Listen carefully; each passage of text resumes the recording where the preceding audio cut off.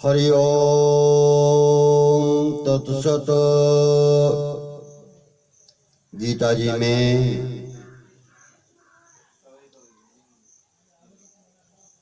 कर्मयोग, ज्ञान योग, भक्ति योग, तीनों योगों की महत्ता बताई गई है।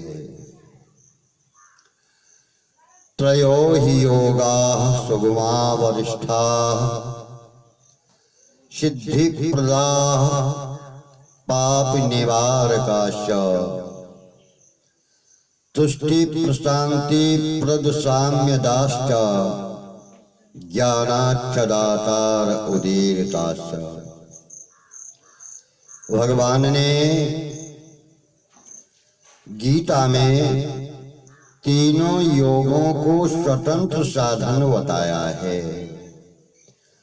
इसमें किसी का आधिपत्य नहीं है। मनुष्य मात्र को स्वतंत्रता प्रदान की गई है और उनकी नौ बातें बताकर उनकी महत्ता प्रकट की गई है। कर्मयोग ज्ञान योग से श्रेष्ठ है।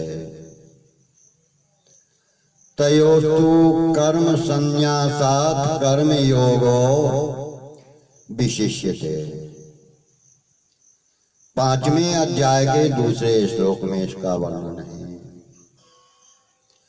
कारण कि कर्म योग में संपूर्ण कर्म कर्तव्य परंपरा सुरक्षित रखने के लिए दूसरों के लिए ही किए जाते हैं। अतः अपने सुख आराम आदर महिमा विद्या बुद्धि का अभिमान योग और संग्रह की इच्छा आदि का त्याग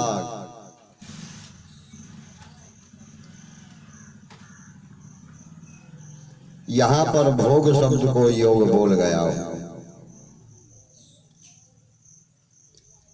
वह योग है।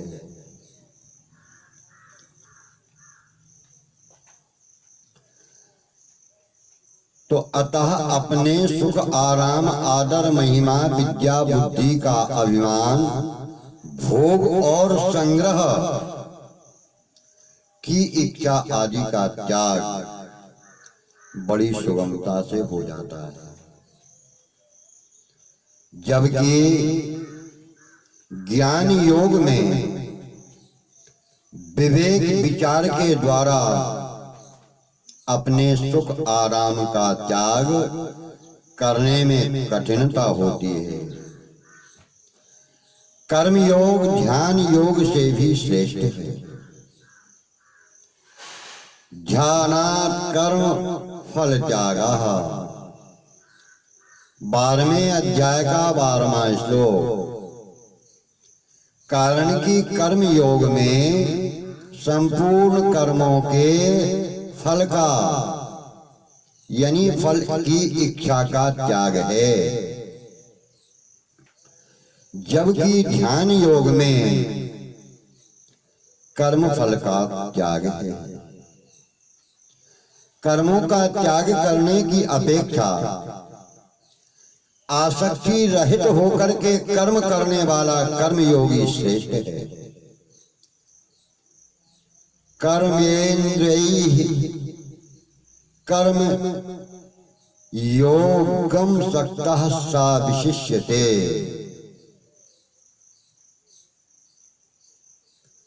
तीसरे अध्याय का 7वां श्लोक। कारण कि आसक्ति रहित होकर कर्म करना योग समता पर आरूढ़ होने में कारण है। 6वें अध्याय का 3रा श्लोक। और कर्मों का त्याग करने मात्र से सिद्धि प्राप्त नहीं होती। 3रे अध्याय का 4था श्लोक है यह। अब सुगम कर्मयोगी सुखपूर्वक बंधन से मुक्त हो जाते हैं। सुखम बंधनात् प्रमुच्यते, 5वें अध्याय का 3रा श्लोक। कारण कि उसमें राग द्वेष नहीं होते, बल्कि समता रहती है। ऐसे ही संपूर्ण मनुष्य कर्म करते हैं, पर राग द्वेष होने से सिद्धि असिद्धि में, कार्य की सफलता विफलता में, सुखी दुखी होने से वे बंधन से मुक्त नहीं हो पाते। अब इसमें 3रा नंबर है शीघ्र सिद्धि का। तो समता युक्त होकर के, यानी समान भाव हर जगह रखते हुए कर्मयोगी बहुत शीघ्र परमात्म तत्व को प्राप्त हो जाता है। योग युक्तो मुनिर्ब्रह्म न चिरेणाधिगच्छति, 5वें अध्याय का 6वां श्लोक। कारण कि उसमें कर्म और कर्म फल की आसक्ति नहीं होती, न तो कर्म में लगाव होता, न उसके फल की प्राप्ति में लगाव होता, और संसार का आश्रय यानी सहारा भी उसमें नहीं रहता। 4थे अध्याय का 20वां श्लोक ऐसा बताता है। अब 4था नंबर आया है पापों का नाश। जो केवल यज्ञ के लिए, इसका भाव यह है कर्तव्य परंपरा को सुरक्षित रखने के लिए जो कर्तव्य कर्मों की परंपरा चली आ रही है, उसको सुरक्षित रखने के लिए उसी उद्देश्य से ही कर्म करते हैं। उनके सभी कर्म पाप विलीन हो जाते हैं। यज्ञाया चरतः कर्म समग्रम प्रविलीयते, 4थे अध्याय का 23वां श्लोक। कारण कि यज्ञार्थ कर्म करने से, परंपरा बनाए रखने के से, दूसरों के कल्याण के अर्थ से अपने कर्मों में फल की आसक्ति यानी लगाव, कामना यानी किसी प्रकार की इच्छा आदि नहीं होती। कर्म क्या है, अकर्म क्या है, इसको ठीक ठीक जानकर कर्म करने से कर्मयोगी के संपूर्ण फल, जो कर्मों के फल हैं, वह जल जाते हैं, नष्ट हो जाते हैं। अब कर्म और अकर्म को समझना बहुत आवश्यक है। ज्ञानाग्नि दग्ध कर्माणम, 4थे अध्याय का 19वां श्लोक कहता है कि ज्ञानाग्नि दग्ध कर्माणम,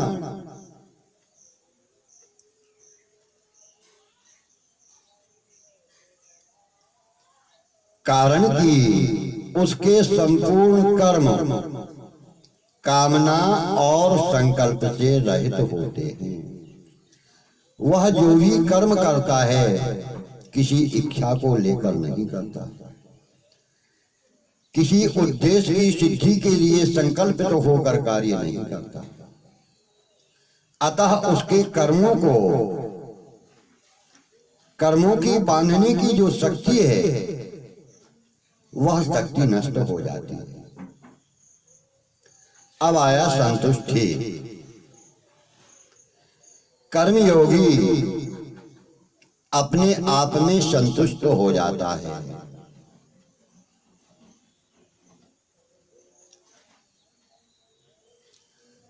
आत्मन्येवात्मना तुष्टः।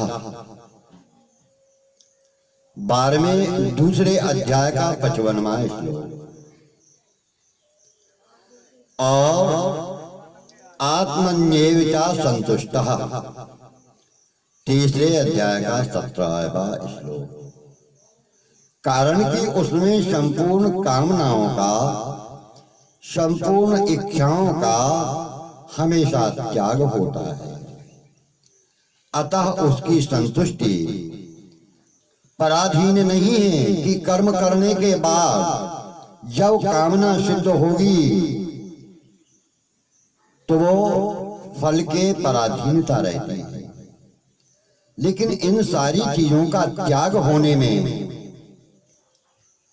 वह पराधीनता नष्ट हो जाती है। अब शांति प्राप्ति, कर्मयोगी शांति को प्राप्त हो जाता है। सशांतिम अधिगच्छति, दूसरे अध्याय का 71वां श्लोक। शांतिमाप्नोति नैष्ठिकीम, 5वें अध्याय का 12वां श्लोक। कारण कि उसमें कामना ममता आदि नहीं रहते, अर्थात उसका संसार से संबंध नहीं रहता। यदि कामना इच्छा होती, उनके प्रति ममत्व होता, तब कर्म करने में संसार से बंधन होता। वह कामना ममता आदि न होने से संसार से बंधन नहीं होता। समता की प्राप्ति, कर्मयोगी सिद्धि और असिद्धि में समान भाव रखता है, सम हो जाता है। कार्य करने पर उसमें सफलता मिले या विफलता मिले, उसको कोई अंतर नहीं पड़ता। न उसको दुख का अनुभव होता, न उसको सुख का अनुभव होता। क्यों? कि उसके अंदर समता का भाव आ गया है। क्षमा सिद्धाविसिद्धौ च, चौथे अध्याय का 22वां श्लोक कहता है। कारण कि उसको कर्म की सिद्धि असिद्धि, यानी कार्य पूर्ण होना, सफल होना या विफल होना, इसमें हर्ष शोक प्रेम और द्वेष भाव कुछ भी नहीं होता। ज्ञान की प्राप्ति, कर्म योग से सिद्ध हुए मनुष्य को, यानी जिसने कर्म योग में सफलता प्राप्त कर ली है, ऐसे मनुष्य को अपने स्वरूप का, अब स्वरूप ये पंचभौतिक शरीर के चेहरे का स्वरूप नहीं है। आत्मा का जो स्वरूप है उसका बोध यानी ज्ञान अपने आप हो जाता है। तत्सम योग संसिद्धि काले नात्मनि विन्दति, चौथे अध्याय का 38वां श्लोक। कारण कि उसमें संसार का आकर्षण, जड़ता नहीं रहती। संसार में जितने भी सुख सुविधाएं हैं, उनके साधन हैं, उनके प्रति ज्ञान हो जाने से लगाव नहीं रहता, उन साधनों से प्रेम नहीं रहता, उनके प्रति आकर्षण नहीं रहता। तो यह अज्ञान दूर हो जाता है। अज्ञान न रहने से सदा सिद्धि स्वरूप, सिद्ध स्वरूप रह जाता है। जो आत्मा का सही स्वरूप है केवल वही रहता है।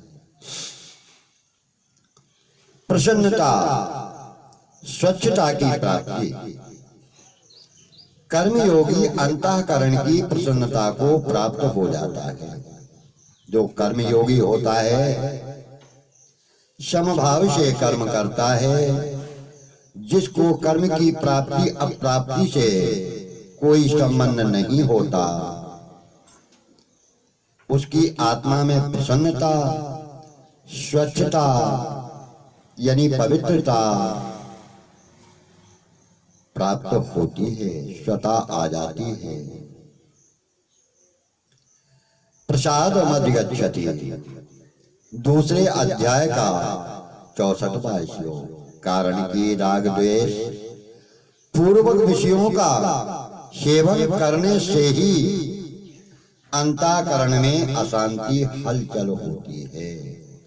यदि विषयों का, सुख सुविधाओं का सेवन करता है, इस्तेमाल करता है और उसमें राग द्वेष आदि भाव रखते हुए फिर उपयोग करता है, तो राग द्वेष होने से अंतःकरण में अशांति हलचल यानी बेचैनी सी होती है।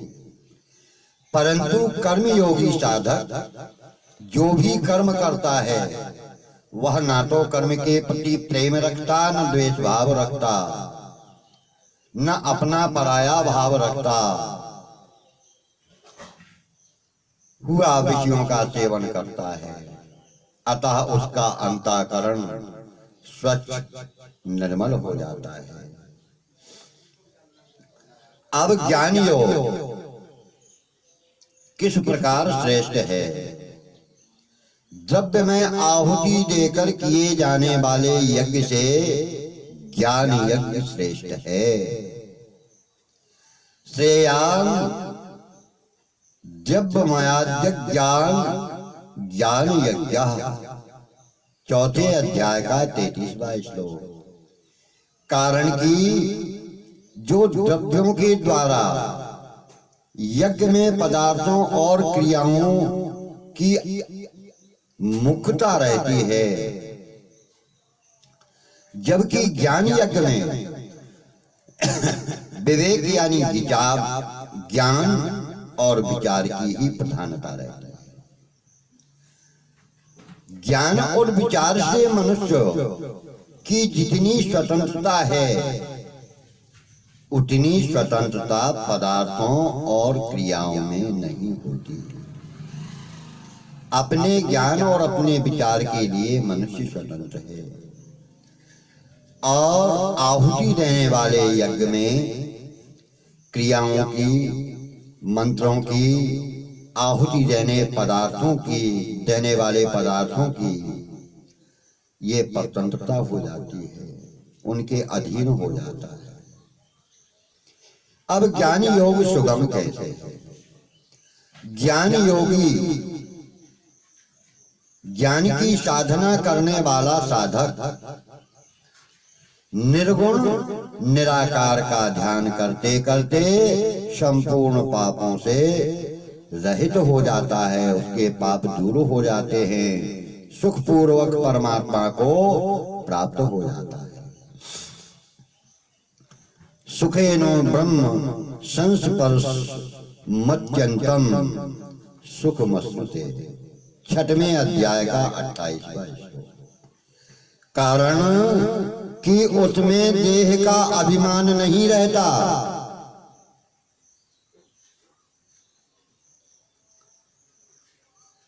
अब शीघ्र सिद्धि, श्रद्धावान सांख्य योगी ज्ञान को प्राप्त होकर शीघ्र ही परम गति को प्राप्त हो जाता है। ज्ञानम लब्ध्वा पराम शांतिम मतिरेणाधि गच्छति, 4थे अध्याय का 39वां श्लोक। कारण कि वह इंद्रियों को वश में किए हुए है। अब पापों का नाश, पापी से पापी भी ज्ञान रूपी नाव से पाप रूपी समुद्र को तर जाता है, पार हो जाता है। सर्व ज्ञान पिलवेनैव विद्रिणम संतरिष्यसि। चौथे अध्याय का 36वां श्लोक। ज्ञान रूपी अग्नि संपूर्ण पापों को भस्म कर देती है। ज्ञानाग्नि सर्व कर्माणि भस्मसात् कुरुते।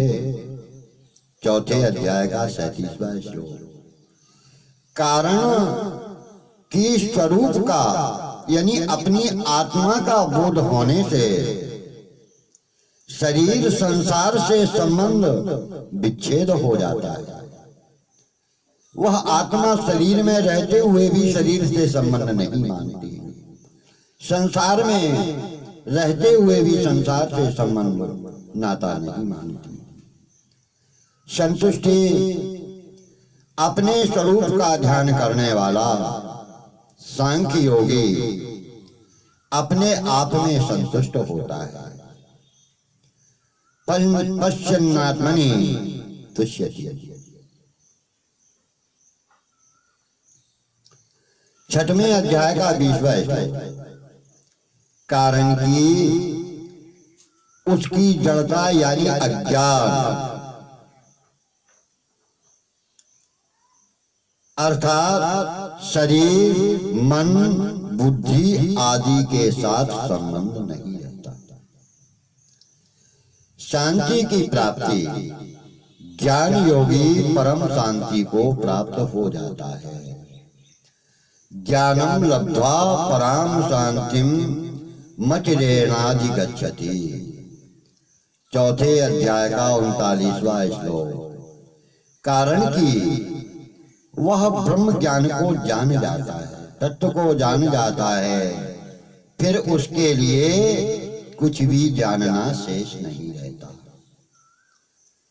अब समानता की प्राप्ति जो संपूर्ण प्राणियों में अपने को और अपने में संपूर्ण प्राणियों को देखता है, समझता है, वह समदर्शी यानी समान दृष्टि रखने वाला होता है।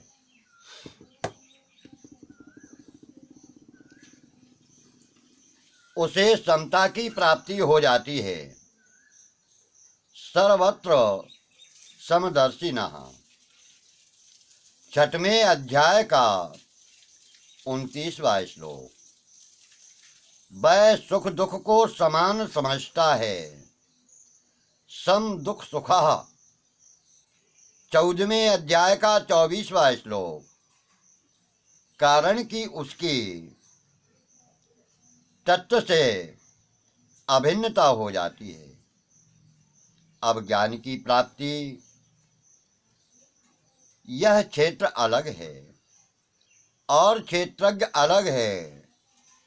ऐसा ज्ञान होने पर सांख्य योगी को स्वरूप का बोध अर्थात परम तत्व की प्राप्ति होती है। अब क्षेत्र क्या है? यह शरीर है। क्षेत्रज्ञ क्या है? क्षेत्रज्ञ यह आत्मा है।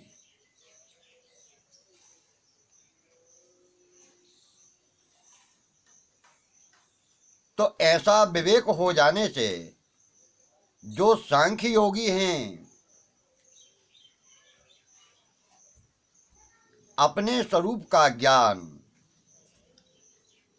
प्राप्त कर लेते हैं। यान्ति परमम शैल। 13वें अध्याय का 34वां श्लोक। कारण कि उसका प्रकृति और उसके कार्य से संबंध विच्छेद हो जाता है, अलग हो जाता है।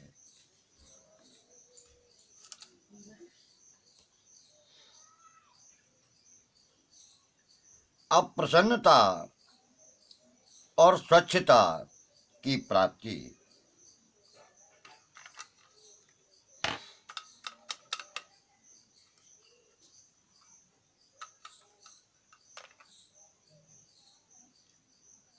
सांख्य योगी अंतःकरण की प्रसन्नता को प्राप्त हो जाता है। ब्रह्मभूता प्रसन्नात्मा 18वें अध्याय का 54वां श्लोक। कारण कि वह अहंकार, कामना यानी इच्छा आदि से रहित हो जाता है। उसका अहंकार नष्ट हो जाता है, उसकी इच्छाएं नष्ट हो जाती हैं। भक्ति योग सेल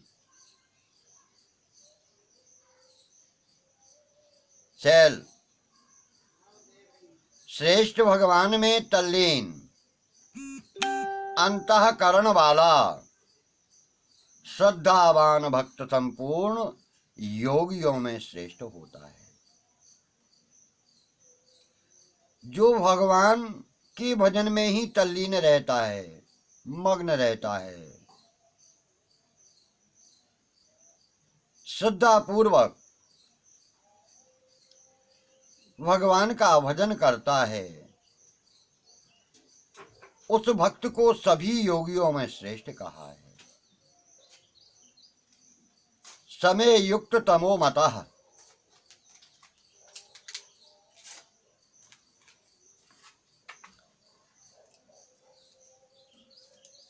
6वें अध्याय का 47वां श्लोक।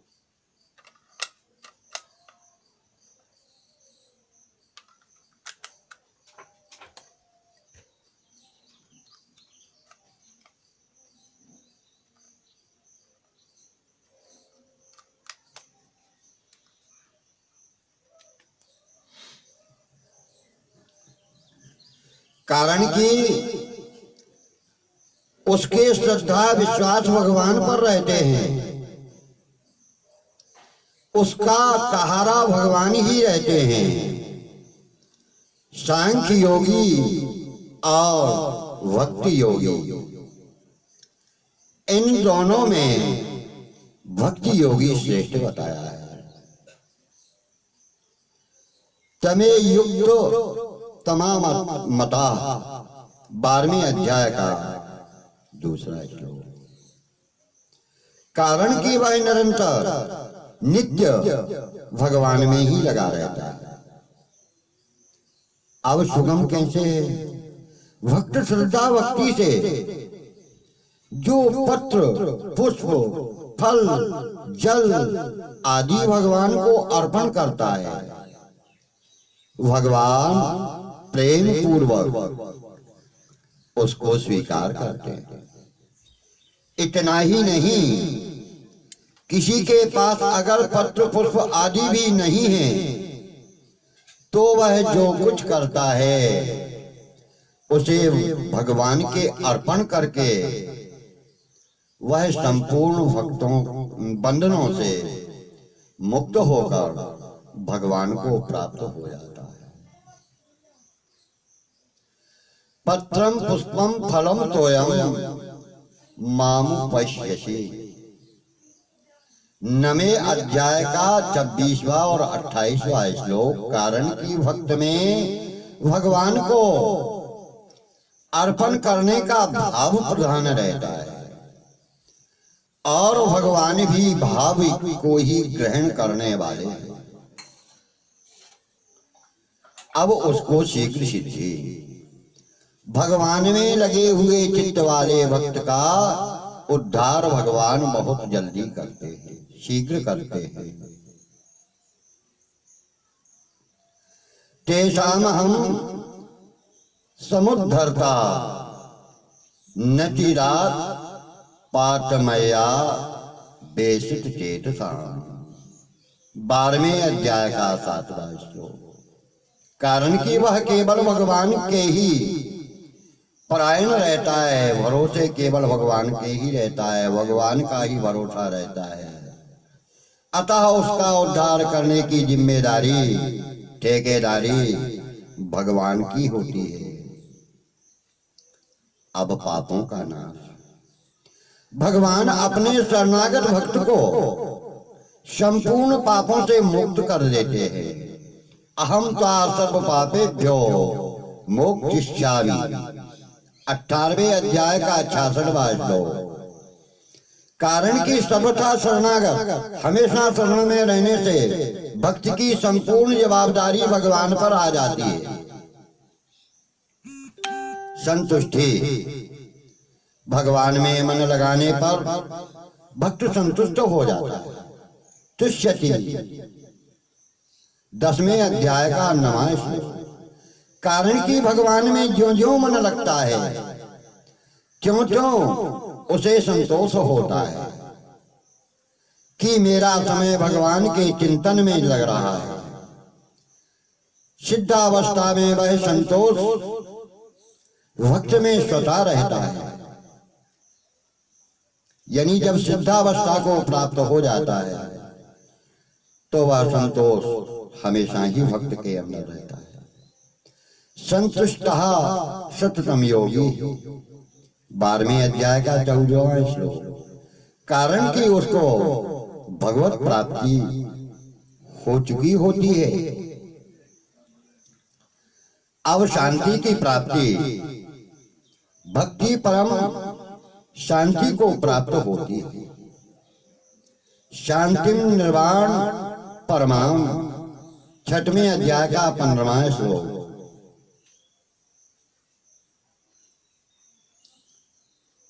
शस्व शांतिम निगच्छति, 9वें अध्याय का 31वां श्लोक। कारण कि उसका आश्रय यानी सहारा केवल भगवान ही रहते हैं। अब समता की प्राप्ति, भगवान अपने भक्त को वह समता देते हैं जिससे वह भगवान को प्राप्त हो जाता है। ददामि बुद्धि योगम ते येन माम यान्ति, 10वें अध्याय का 10वां श्लोक। कारण कि वे केवल भगवान में ही लगे रहते हैं, भगवान के सिवाय कुछ भी नहीं चाहते। वह केवल भगवान को ही चाहते। ज्ञान की प्राप्ति, भगवान स्वयं अपने भक्त के अज्ञान का नाश करते हैं। तेषामेवानु कंपार्थो ज्ञान दीपेन वास्वता, 10वें अध्याय का 11वां श्लोक। कारण कि भक्त केवल भगवान में ही लगा रहता है, भगवान से हटकर वह कुछ भी नहीं चाहता। अतः भगवान अपनी ओर से ही उसको उसके अज्ञान का नाश करके भगवत तत्व का ज्ञान देते हैं, ताकि वह भगवान जो ब्रह्म है उनको जान सके। प्रसन्नता, स्वच्छता की प्राप्ति, भक्त का अंतःकरण प्रसन्न स्वच्छ हो जाता है। प्रशांत आत्मा, 6वें अध्याय का 14वां श्लोक। कारण कि वह भगवान का ध्यान करता है, भगवान का चिंतन करता है, मनन करता है, भजन करता है। हरि ओम तत्सत।